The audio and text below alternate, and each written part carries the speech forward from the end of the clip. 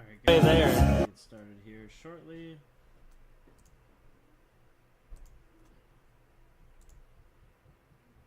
I think I've got the... Sorry, I gotta check something with my sound. What?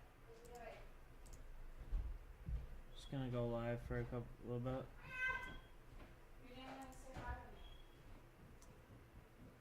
What? You were doing homework. I'm done with it now. You finally gonna come get some pizza? No. How good that is. It's nice and thin too. It's cold.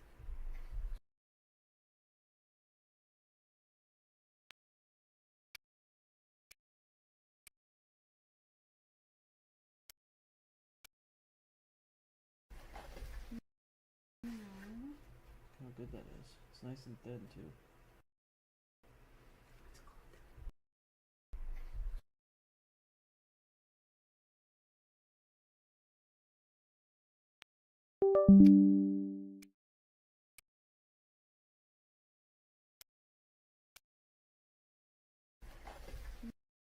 No. How good that is. It's nice and thin too. It's cold.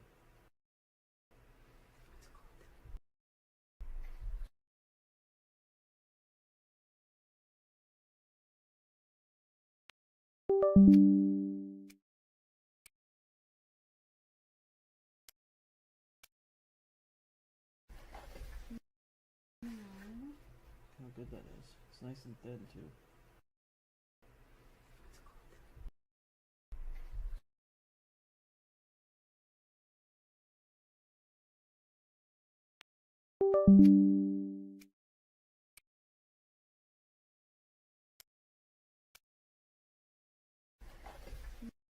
No. How good that is. It's nice and thin too. It's cold.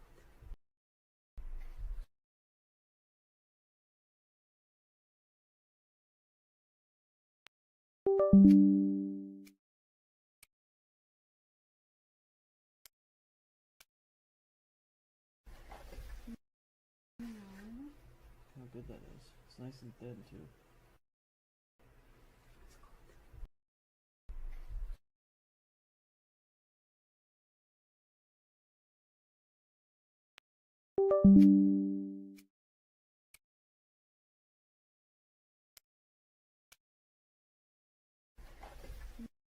No. How good that is. It's nice and thin too. It's cold.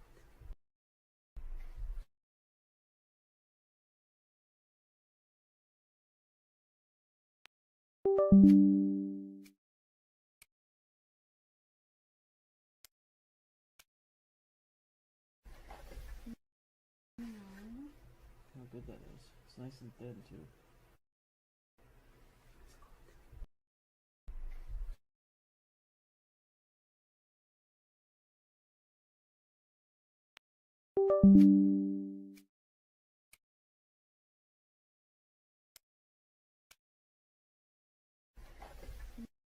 No. How good that is. It's nice and thin too. It's cold.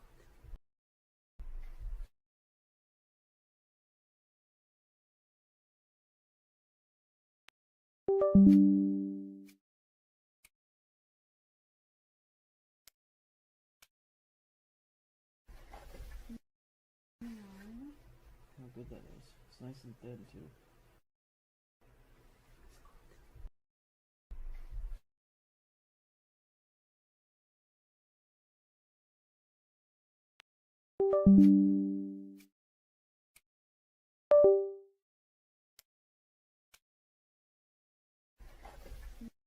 No. There we go. Hopefully that fixed it. I'm pretty positive the cat flicked that thing. Is it? Can someone confirm that we're back online? Huh.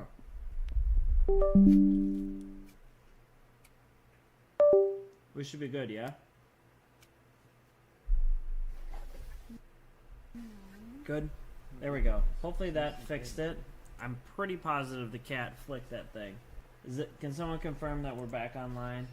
Oh, I can hear it now. That's for sure. I gotta mute myself. All right. So, what I was trying to say before the mic went out was the goal here is to continue to share my journey as I continue to invest and hopefully teach you guys some things along the way. Hopefully, I learned some things from you guys along the way. I haven't really scheduled how I'm going to do this, but thank you for the people that have showed up tonight. So, yesterday we talked about investing $2,000. So, you can see here, 1,952 was pulled out of the cash account and moved into these funds. So I basically invested in, come on kitty, get out of here.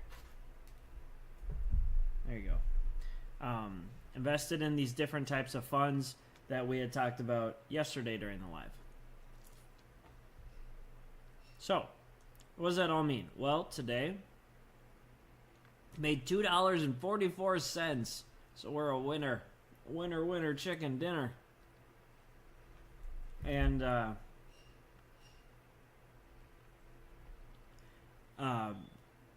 basically, now I'm going to start preparing for my next $2,000 implementation, which will be next week. So, what I have built here, which is a fun Excel that helps me keep track of my shopping list, if you will. What you'll see is different types of areas of investments. So like S&P 500, the dividend index, international, and the growth. Talked a little bit about those yesterday. The bond index, and then the sectors. So I add these over here to my shopping list. And when they're in my shopping list, what I'm able to do is like whatever my next purchase is worth. So call it, let's say my next purchase is going to be $2,000, which it will be. I can then come in here and go, I want 1 share of this, 1 share of this. You see how like I want 5 shares of that. Like, and then I want to get my shopping list is close to $2,000 as possible. Now, what I'm trying to do is invest weekly because they call that dollar cost averaging. I don't want to throw it all in at one time and then watch the market crash. Like I'm not, or it's like at that point it's gambling. So habits get you wealthy, not one-time home runs. Very few people get very wealthy off home runs. It's the majority of people get wealthy off of creating a habit and sticking to it. So whatever that might be. Welcome, Katie. Glad you were able to join. So one of the things I was talking about yesterday was how I like to have a strategy. So at least I feel like I'm working towards something. So you can see the goal here. What I'm setting myself up for a goal. Why are these not at 1 decimal? There we go. My goal is to invest 7.5% into every one of these buckets except for the international and bond index. So those are at 5% and 5%. And then I want to do these at 7.5 and all of these at 7.5. So the goal behind that is when I come up here and I'm about to do my shopping list, I want to be able to look at this and say, where do I need to invest next so that I can stick to my 7.5%?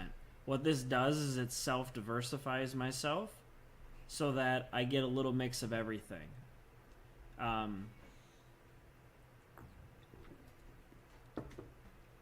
So for instance, on this one, as it stands today, I need to get a share in the S&P. I need to get a share in the dividend fund. I don't have any international or growth. And so when I buy all of that, it's going to put me at $1,100 for Monday.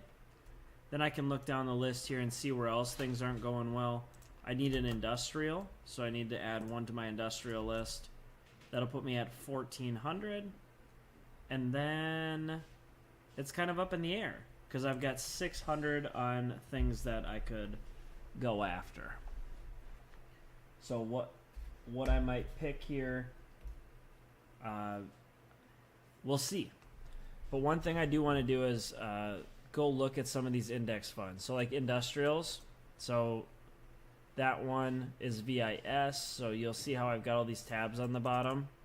If I go to the VIS tab, what this tells you is these are the stocks that make this puppy up. So Honeywell, United, Boeing, General Electric, Carpenter, 3M, Deere. Those are the types of companies that sit inside of that index fund. And I have got to get this puppy set back up, but one thing that I noticed was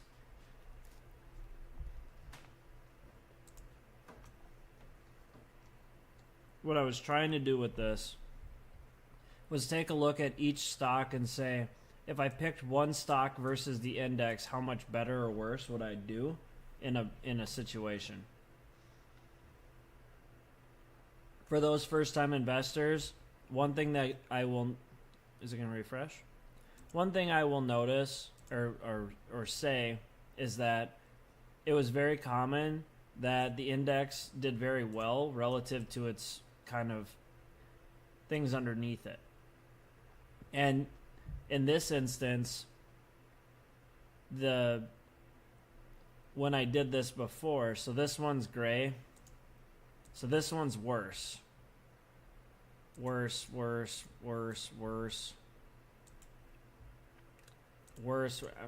All of these actually are worse than just getting the index. So in this instance, the index, if you like this, it's best to be kind of in this. Like GE, holy shit. They went from 20...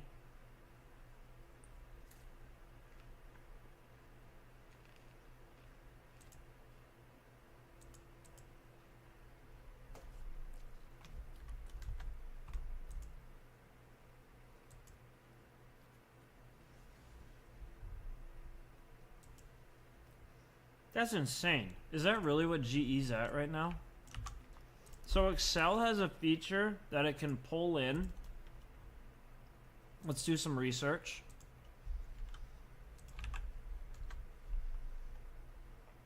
GE is at 193. 52-week was 84. So Excel can pull all this stuff for you, which is pretty damn cool. It's neat. You can have all the stocks in here and it'll just grab it and pull it in. But, wow. So high to low, it grew by 128%. Okay, so this is, sorry. Now I'm remembering what this is trying to do. Okay. So, right now, the 52-week low on all of these are right here. The 52-week high is right here. And then this is the current price. So this grew by 45% over its low, and it's only 0.1% off of its all-time high. If you come down the list, none of that grew by 24, by 9, 72, so RTX was a really good one. Grew by 22, 2, GE grew by a lot, Caterpillar, 3M, so these guys, and this one. So if you were picking individual stocks, only 5 of the top 10 actually outperformed the index from its all-time low. And per 1,000 investments, so that's what this is doing over here. It's saying that if you were to invest in the top 10 companies, you would have actually been $382 lower per 10,000 invested, and from the all-time highs. So basically, why I do this is because I need to justify that why I'm investing in the index funds.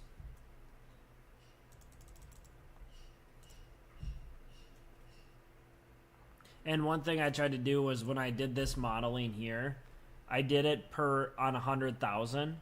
I said per 100,000, what would this actually look like? And what was interesting was it wasn't that far off, which means personally, I would rather just invest in this than risk it while companies could go, south or something like that. I don't want to get stuck in the middle of that. Like if one weren't bankrupt or they had problems or something. So again, it circles back to consistent habits of investing in index funds is some of the easiest ways to invest.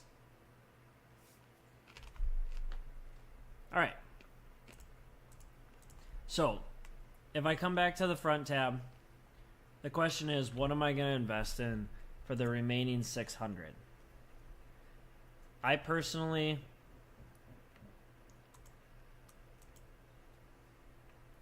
question is, do I get a couple more of the lower dollared ones, or do I get one big dollared one?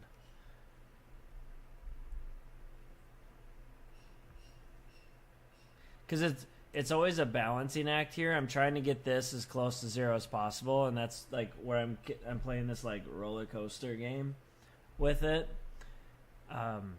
Because it's what it's reflecting is the over under percent. So if the portfolio's got only 2,000 in it and I need 7.5%, that means I need $150 in here. So when this goes up to 4,000, it's going to ask me to have 300 in here, 300 in here. So maybe what I should do then is I need to get a second dividend, and maybe, hey, get out of here. Eat my damn pizza.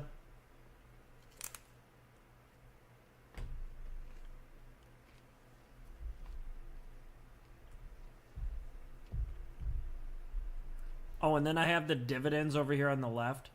So maybe I get 3 of these. Because 5%, what is 5% on 4,000? $200. There we go. That's $200. Close enough. All right. Let's see what else we got here. Because I still have 350 left. So if I've got 1 real estate, I should probably get 2 more of those. My gosh, this cat is so determined. And let's go with 1 financial. There we go. Perfect. So this will be a 1949 investment that will leave me with 50.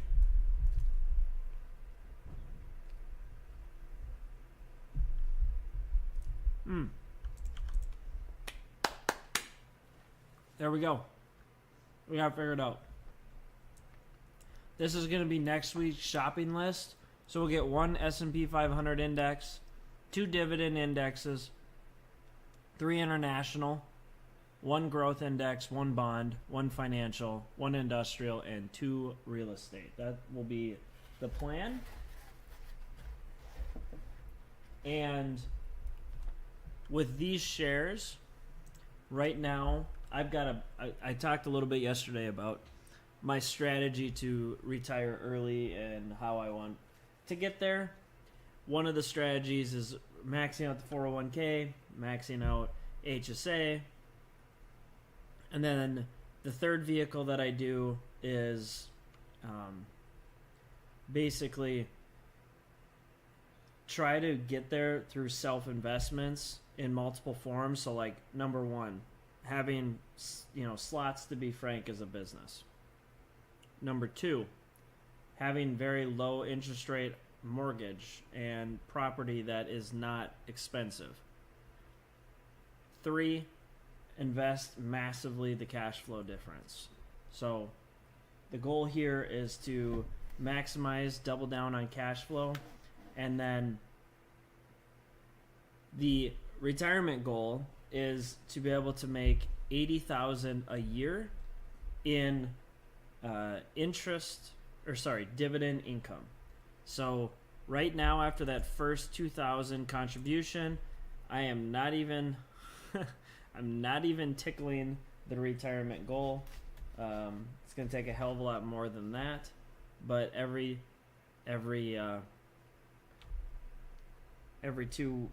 week we're going to be making a dent on that, and so it'll be slow, like a little turtle race, to get there. And you might be like, why 80,000? Like, why is that your number?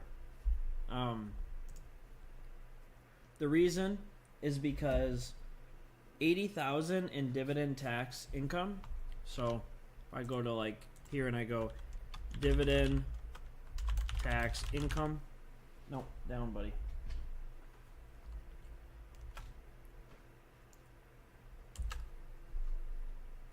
So how are dividends taxed? So you might see that if I come into here. So the way that it works is that there's these qualified dividends at 0, 15, and 20% depending on taxable income. And married filing jointly, 0 to 94,000 is tax free. Let me say that again. It is tax free. So if you were able to get your passive income up to 94,000 per year, and you divide that by 12, that would be tax-free income on $7,800 a month in raw cash. So, you know, to me, that's more than enough to live on. That's because your house is paid off. That'd be good to go.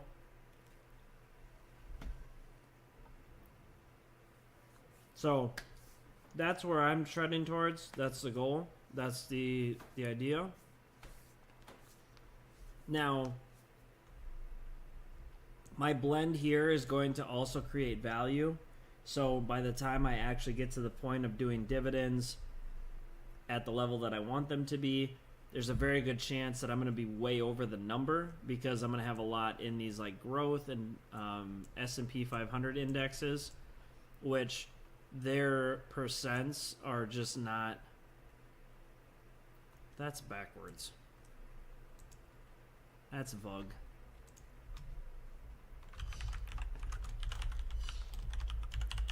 I was like, what? There we go. Now hit refresh. Perfect. Okay. Sorry about that. Anywho.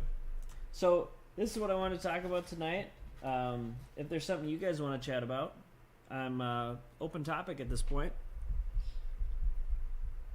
Open forum. And thanks for the couple of people that showed up tonight. This will take a while to rebuild this channel, rebuild the community. The good news is we got a Discord up and running. We got the channels going, and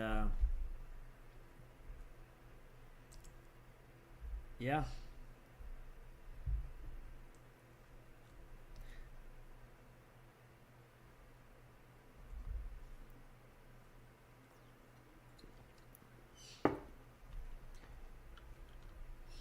All right. Well, we'll conclude the night, and thanks for tuning in. Thanks for learning.